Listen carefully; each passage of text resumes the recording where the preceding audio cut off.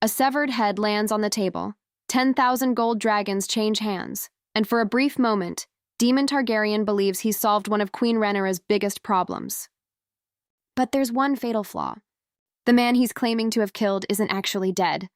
And the more questions Rhaenyra asks, the more obvious it becomes that Daemon's entire story is built on a lie that's already beginning to crack. At the same time, Tumbleton is turning into a ticking time bomb. King's Landing is slowly slipping out of Rhaenyra's control, and a single piece of unexpected news could completely reshape the future of the Iron Throne. Episode 5 isn't filled with massive dragon battles, but it does something far more dangerous. It quietly places every major player in a position where one wrong decision could destroy everything they've been fighting for. And by the end of this episode, almost every victory comes with a hidden cost that most viewers completely overlooked. Let's break down everything you missed. The episode opens with Daemon returning to King's Landing looking like a man who expects praise instead of questions. He arrives carrying two things that should immediately solve one of the crown's biggest problems. First is a massive fortune worth 10,000 gold dragons, money the Black Council desperately needs after weeks of exhausting the royal treasury. The second is what he claims is the head of Sheepstealer's mysterious rider, proof that the dangerous threat haunting the Vale has finally been eliminated. On the surface, it looks like another classic Daemon victory. Fast, ruthless, and effective. That's exactly the reputation he's spent years building. Whenever a complicated problem appears, Daemon prefers to solve it with violence before anyone else has time to think. Usually that approach works because nobody questions the result. But this time, something feels different almost immediately. The biggest mistake Daemon makes isn't killing the wrong person. It's assuming nobody will ask how he reached his conclusion. Rhaenyra doesn't react the way he expected. Instead of celebrating, she begins asking simple but devastating questions. Was this man acting alone? Who was helping him? Was he working with the Greens? Was House Hightower involved? Did anyone else escape? These aren't impossible questions, but they're questions Daemon simply cannot answer because he never captured the actual target. Every answer he gives creates another hole in his own story. Suddenly, the trophy sitting on the table stops looking like proof of victory and starts looking like evidence that something doesn't add up. This is where the episode quietly changes direction. Instead of focusing on dragons or battles, it becomes a story about trust. Rhaenyra doesn't openly accuse Daemon of lying, but you can see doubt beginning to grow behind every expression. Throughout the war, she's relied on Daemon to solve impossible situations. Yet every successful ruler eventually reaches the moment where loyalty is no longer enough. Results have to be verified, and that's exactly where Daemon finds himself. For perhaps the first time in years, his reputation alone isn't enough to convince the queen. The episode cleverly reminds us that Daemon has always operated in shades of gray. He's never been the type of man to explain every decision. If something benefits his family, he'll often hide the details as long as the outcome works in his favor. Earlier in the war, those shortcuts seemed justified because they produced victories. But Episode 5 argues that lies don't become harmless simply because they're useful. Eventually, every lie demands another lie to protect it. That's the dangerous cycle Daemon unknowingly begins here. While Rhaenyra questions him publicly, another person is paying even closer attention. Mysaria barely says anything during these early scenes, yet her silence speaks louder than everyone else's conversation. She's spent the entire war observing people rather than challenging them directly. Unlike many members of the council, she understands that information is far more valuable than anger. She notices the hesitation in Daemon's answers. She notices how quickly the conversation changes whenever details become important. Most importantly, she notices that the description of the dead man doesn't fully match the reports coming from the Vale. Mysaria doesn't expose him immediately, because that's never been her style.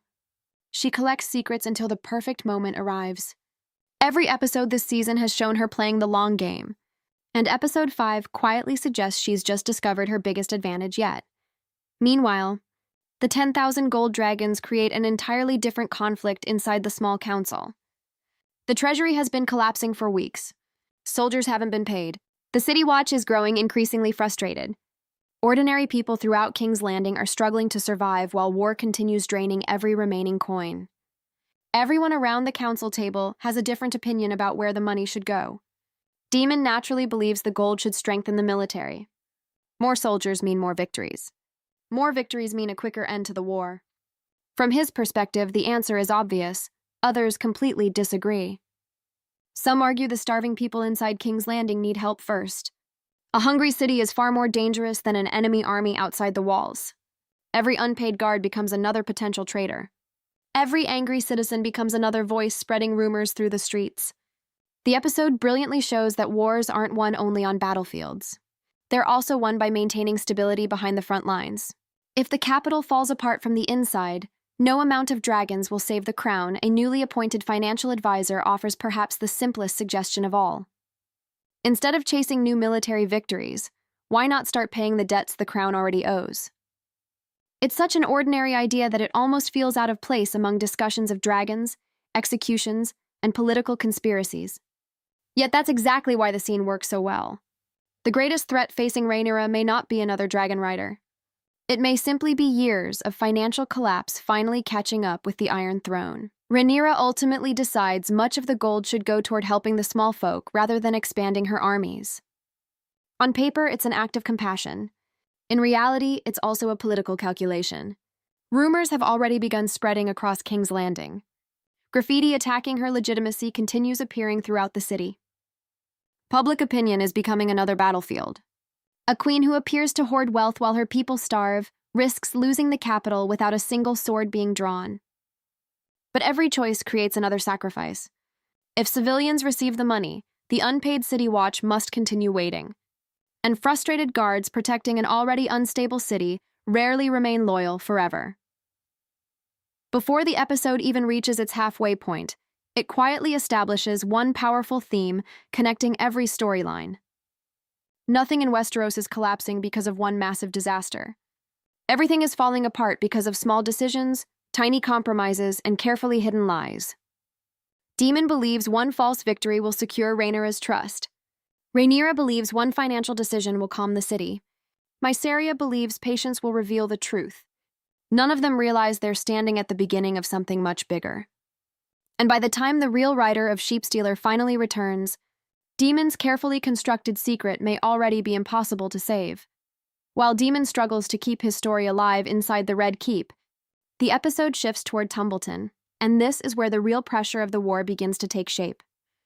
On the surface, nothing dramatic has happened yet. No dragon has burned the town. No massive battle has begun. But that's exactly why these scenes are so effective. Episode 5 understands that the most dangerous wars aren't always fought with fire and steel. Sometimes they're fought with fear, exhaustion, and the slow realization that the situation you're trapped in is becoming impossible to survive. Every person inside Tumbleton can feel it. They may not know exactly when disaster will arrive, but they all know it's coming. The walls haven't fallen yet everyone is already living as though they have. Ormond Hightower continues trying to project confidence, but every decision he makes reveals just how fragile his position has become. His army occupies a town that was never designed to survive a prolonged siege. There aren't enough proper fortifications. There aren't enough supplies. And perhaps most importantly, there aren't enough loyal people living inside the walls. His soldiers have been forced into civilian homes, creating constant tension between the occupying force and the ordinary families simply trying to survive another day. That arrangement might work for a few days, but it can never become permanent. Every meal taken from a frightened family, every argument between soldiers and townspeople, and every act of disrespect slowly transforms the population into another enemy. The episode never needs to announce that Tumbleton is unstable, because every conversation quietly proves it. This is one of the smartest pieces of storytelling in the episode. Instead of presenting the coming battle as something that begins when armies arrive outside the gates, Episode 5 shows that the battle has already started from within. A town doesn't collapse only when the walls break. It collapses when the people living inside stop believing those walls can protect them. Fear spreads faster than any army. Rumors become more dangerous than arrows. Every citizen begins asking the same question. If dragons attack tomorrow, who will actually protect us? Nobody has an answer. Even Ormond doesn't seem completely convinced by his own promises anymore. One small incident involving Garrick of Whitegrove perfectly captures this growing instability.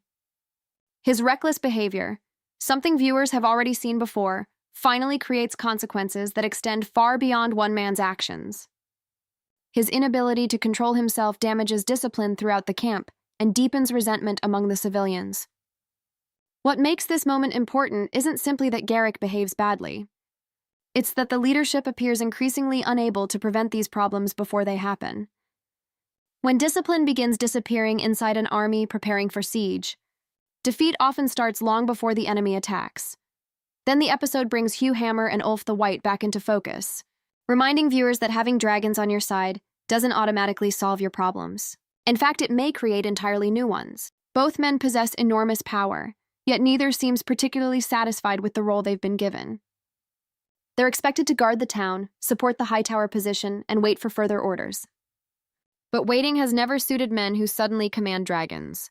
Episode 5 quietly emphasizes how uncomfortable they have become. Their conversations carry an undercurrent of frustration. They're treated as valuable weapons, but not necessarily as respected leaders. For men whose lives changed almost overnight, that lack of recognition becomes increasingly difficult to ignore. Ulf, especially, continues following the same pattern that's defined much of his character this season. He constantly looks for opportunities to elevate himself. Every situation becomes another chance to remind everyone that he rides one of the most powerful creatures in the world. The problem is that ambition without patience often becomes dangerous. The episode subtly hints that Ulf may soon begin making decisions based more on pride than loyalty. That's exactly the kind of personality capable of changing an entire war with one impulsive choice. You don't need someone to betray their allies intentionally. Sometimes all it takes is someone wanting more respect than they're currently receiving. Hugh Hammer presents a different kind of uncertainty. Unlike Ulf, his frustration feels quieter, more controlled, but no less significant. Throughout the episode, he observes everything happening around him with growing skepticism. He understands that dragon riders aren't simply soldiers anymore. They've become political pieces in a much larger game. Every commander wants their strength, every ruler wants their loyalty.